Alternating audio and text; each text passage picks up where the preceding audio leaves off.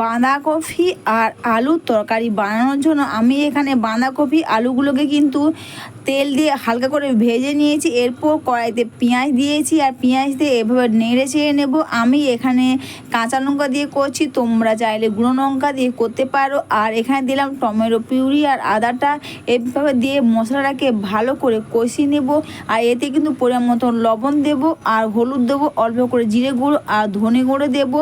তোমরা চাইলে রসুন দিয়েও করতে পারো। তো মশলাটা কষিয়ে নেওয়ার পর এর ওপর আমি বাঁধাকপি আলুটা এবার দিয়ে দিলাম আর দিয়ে নেড়ে চেড়ে নেব। আর এটা নাড়াচাড়া হয়ে গেলে ভালো করে কষানো হয়ে যাওয়ার পর এতে আমি পরিমাণ মতো জল দেব আর জল দিয়ে এটাকে ঢাকনা দিয়ে দেবো।